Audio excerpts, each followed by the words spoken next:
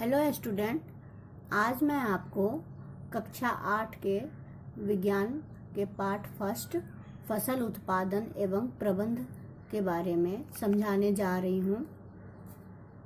जैसा कि आपको पता है कि सजीवों को हर एक काम करने के लिए, जीवन जीने के लिए भोजन की आवश्यकता होती है। पेड़ पौधे अपना खाना स्वयं बना सकते हैं, लेकिन मनुष्य सहित जितने भी जीव जंतु हैं वो भोजन के लिए पेड़ पौधों पर निर्भर करते हैं। अब प्रश्न ये है कि हम भोजन क्यों लेते हैं, भोजन की आवश्यकता क्या है। तो भोजन से हमें ऊर्जा मिलती है, जिससे हम शरीर के सारे कार्यों को करते हैं। पाचन, श्वसन, उत्सर्जन, जितनी भी क्रियाएं हैं सबको करने के लिए एनर्जी की, ऊर्जा की जरूरत होती है और वो हमें भोजन से प्राप्त होता है। अब है कि इतनी बड़ी आबादी है, इतनी जनसंख्या है, तो इसके लिए हमें ज़्यादा से ज़्यादा भोजन की आवश्यकता पड़ती है और ज़्यादा से ज़्यादा भोजन प्राप्त करने के लिए हमें ज़्यादा से ज़्यादा फसल लगाने की ज़रूरत है और ज़्यादा से ज़्यादा हमें फूड प्रोडक्ट प्राप्त करने की ज़रूरत है। अब है फसल किसे कहते हैं। देखिए, फसल की यहाँ पे लिखा है, जब एक ही किस्म के पौधे किसी स्थान पर बड़े पैमाने पर उगाए जाते हैं तो उसे फसल कहते हैं। यानी कि सब्जी, फल या अन्न, गेहूं, चावल बड़े बड़े जमीन के टुकड़ों पर एक साथ जब उगाए जाते हैं, यानी गेहूं की फसल लगी है तो जमीन के बहुत बड़े हिस्से पर गेहूं उगाया जा रहा है, या फिर अन्य सब्जियां उगाई जा रही हैं, फल उगाया जा रहा है, तो इसे हम फसल कहते हैं। अब है, फसल दो प्रकार के होते हैं। मोटे तौर पर इन्हें दो प्रकार में बांटा गया है। पहला है खरीफ फसल, दूसरा है रबी फसल। खरीफ फसल किसे कहते हैं? वह फसल जिन्हें वर्षा ऋतु में बोया जाता है, बारिश के मौसम में बोते हैं, उसको खरीफ फसल कहते हैं। और इसका टाइमिंग है, समय है जून से सितंबर तक। इनकी बुआई जून से सितंबर तक होती है, जैसे कि धान, मक्का, सोयाबीन, मूंगफली, कपास इत्यादि, ये सारे खरीफ फसल में आते हैं। अब है रबी फसल।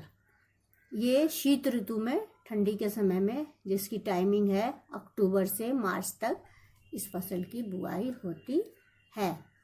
इसमें गेहूं, चना, मटर, सरसों, अलसी, ये सारे रबी फसल के पौधे हैं। अब है कि किसान जो है बहुत सारी क्रियाकलाप करता है, तब जाकर ये फसल जो है खेतों से हमारे घरों तक आता है। अब इसमें क्या क्या करना पड़ता है, इसके बारे में देखिए। सबसे पहला काम है मिट्टी तैयार करना। फसलों की बुआई जहाँ होगी वो मिट्टी अच्छी किस्म की होनी चाहिए। कैसे कैसे करते हैं इसके बारे में हम अलग अलग से सबके बारे में पढ़ेंगे। इसको अभी समझिए। मिट्टी तैयार करना, बुआई, खाद एवं उर्वरक देना, सिंचाई, खरपतवार से सुरक्षा, कटाई और लास्ट में है भंडारण।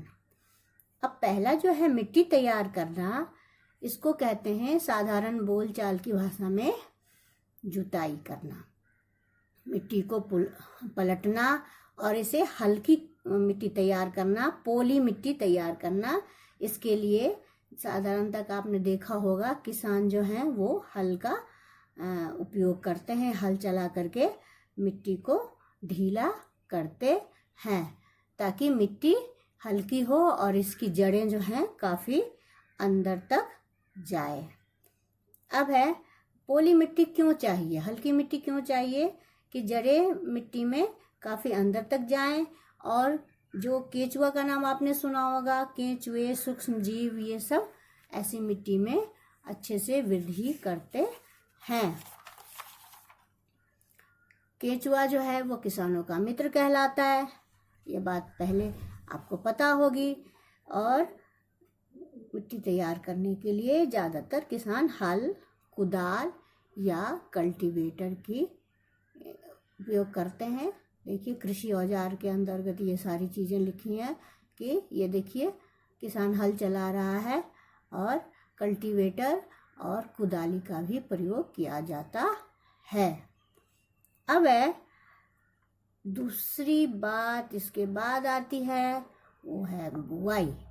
बुआई यानी बीजों को जमीन में बोना। इसके लिए सबसे पहला काम है बीजों का चयन, यानी जिस बीज को हम लगाएंगे वो किस किस्म का है, किस क्वालिटी का है। तो बोने से पहले अच्छी गुणवत्ता वाले साफ एवं स्वस्थ बीजों का चयन किया जाता है, जिससे कि जैसा बीज होगा फसल वैसी ही होगी। तो उत्तम क्वालिटी के बीज का चयन किया जाता है। इसके लिए एक तरीका ये होता है कि बीजों को पानी से भरे बाल्टी में, बर्तन में रख देते हैं।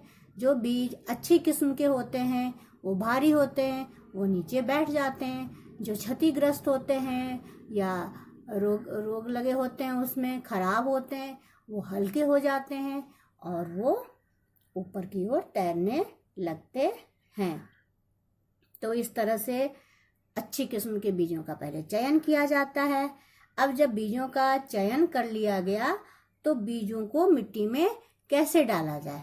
तो परंपरागत रूप से तो कीप का उपयोग किया जाता है। देखिए यहाँ चित्र में बीज बोने का पारंपरिक तरीका बताया गया है। कीप की मदद से बीजों की बुआई की जाती है। लेकिन आजकल जब जमीन का बहुत बड़ा टुकड़ा हो, बड़े पैमाने पर बीज बोने हो, तो सीड ड्रिल का उपयोग किया जाता है, जो ट्रैक्टर द्वारा संचालित होता है। देखिए यहाँ चित्र है सीड ड्रिल का, और ट्रैक्टर में ये लगा होता है सीड ड्रिल, और इसके द्वारा बीज बोया जाता है। अब बीज बोने के समय क्या सावधानी देनी है कि बीजों में समान दूरी होनी चाहिए, यानी बहुत पास पास भी बीज नहीं बोने हैं, बहुत दूर दूर भी नहीं बोने हैं। एक निश्चित दूरी उनकी होनी चाहिए। दूसरी बात, बहुत गहराई में भी बीज नहीं बोना है, नहीं तो वो बीज अंदर ही सरगल के खत्म हो जाएंगे और पौधा उसमें बीज में अंकुरन नहीं होगा। अगर बहुत ऊपर ऊपर बीज लगाया है तो पशु पक्षी उसको खा सकते हैं, तब भी हमारा बीज जो है वो अंकुरित होकर नहीं पर निकलेगा। इसीलिए बीजों में समान दूरी होनी चाहिए और गहराई भी सही होनी चाहिए। ना ज़्यादा गहराई में बीज बोना चाहिए, ना ऊपर ऊपर। और समान दूरी किस लिए कि अगर आप बहुत पास पास बीज लगाएंगे तो सारे जो उससे जो पौधे तैयार होंगे उनको पर्याप्त जगह नहीं मिलेगी फैलने के लिए, फिर उनका सही ढंग से पोषण भी नहीं होगा। इसीलिए देख करके सही दूरी पर बीजों को लगाना चाहिए। दूसरी बात है खाद एवं उर्वरक मिलाना। अब बीज तो बो दिया, लेकिन मिट्टी में खाद और उर्वरक की जरूरत भी होती है। क्योंकि बार बार फसल लगाते रहते हैं मिट्टी में, तो धीरे धीरे करके मिट्टी में पोषक तत्वों की कमी हो जाती है। तो पोषक तत्वों की कमी को दूर करने के लिए, मिट्टी में पोषक स्तर को बनाए रखने के लिए खाद एवं उर्वरक को मिट्टी में मिलाया जाता है। जैसा कि आपको पता है, मिट्टी जो है उसमें कई तरह के खनिज पदार्थ होते हैं, और जब बार बार उसमें फसलें लगाई जाती हैं तो पोषक तत्व कम हो जाते हैं, तो खाद का इस्तेमाल होता है। इसमें दो शब्द आपने सुने, खाद एवं उर्वरक। खाद अलग है, उर्वरक अलग है। अब खाद क्या है? खाद एक कार्बनिक या जैविक पदार्थ है जो कि पौधों या जंतु अपशिष्ट से प्राप्त होती है।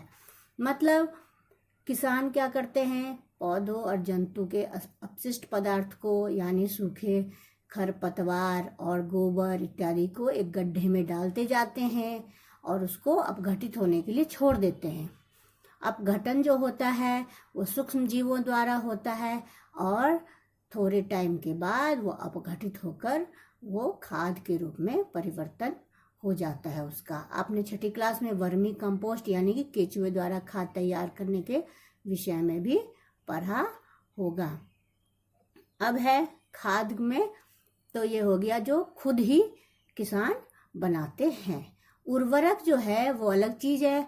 उर्वरक का उत्पादन फैक्ट्रियों में होता है और इनमें पौष्टिकता ज़्यादा होती है, जैसे कि urea, ammonium sulphate, super phosphate, potash, NPK इत्यादि। इनके उपयोग से किसानों को गेहूं, धान, मक्का इत्यादि फसलों की अच्छी उपज मिलती है। लेकिन इसका ड्रॉबैक ये है, नुकसान ये है कि ज़्यादा अगर उर्वरक का इस्तेमाल किया जाए तो मिट्टी की उर्वरकता कम हो जाती है, कम उपजाऊ हो जाती है मिट्टी। दूसरी बात ये होती है कि खाद जो है उससे कोई नुकसान नहीं है, लेकिन उर्वरक को अगर आप बार बार अपने खेतों में उपयोग कर रहे हैं तो उससे मिट्टी का भी प्रदूषण हो जाता है और पानी का भी प्रदूषण होता है। अब है इन दोनों में क्या अंतर है, ये क्वेश्चन अनेक बार आता है, खाद और उर्वरक के क्या अंतर हैं। अब ये चीज़ आप अच्छे से याद कर लीजिए। खाद एक प्राकृतिक पदार्थ है जो गोबर या पौधों के अवशेष से मिलता है, लेकिन उर्वरक मानव निर्मित रसायन है। दूसरा है, खाद में पोषक तत्व कम होते हैं, लेकिन उर्वरक में पोषक तत्व अच्छी मात्रा में, प्रचुर मात्रा में होते हैं। तीसरा अंतर है कि खाद किसानों के लिए सस्ते होते हैं क्योंकि वो खुद ही बनाते हैं उसको, और उर्वरक जो है किसानों के लिए महंगे होते हैं। खाद में जो ह्यूमस की मात्रा है वो अच्छी खासी होती है, लेकिन उर्वरक से मिट्टी को ह्यूमस नहीं मिलता है। खाद इस तरह से मिट्टी की जल धारण क्षमता को भी बढ़ाती है। वाटर रिटेंशन मतलब पानी ज़्यादा टाइम तक अगर खाद का इस्तेमाल करते हैं तो मिट्टी में पानी ज़्यादा समय तक रुका रहता है और बार बार सिंचाई की आवश्यकता नहीं पड़ती है। और खाद से और फायदा क्या होता है, मिट्टी भुरभुरी और हल्की हो जाती है, छिद्र होते हैं मिट्टी में, जिससे लाभदायक जीवाणुओं की संख्या में वृद्धि होती है और मिट्टी की क्वालिटी बढ़िया हो जाती है और फसल की पैदावार भी अच्छी होती है। तो ये बातें याद रखने वाली है, खाद और उर्वरक में क्या अंतर है। अब है सिंचाई। जब बीज बो दिए और खाद भी डाल दिया तो अब है सिंचाई, पानी। ये सबसे मेन पॉइंट है। निश्चित अंतराल पर खेतों में पानी देना पड़ता है, उसको सिंचाई कहते हैं। और प्रमुख स्रोत हैं जो परंपरागत रूप से हैं, कुआं, तालाब, नदियाँ, ये सारे इसके सिंचाई के अच्छे स्रोत हैं। यहाँ देखिए, आप ये चित्र देख रहे हैं, ये सारे मोटा, चेन पंप, ढेकली और रहट, ये सारे सिंचाई के स्रोत हैं।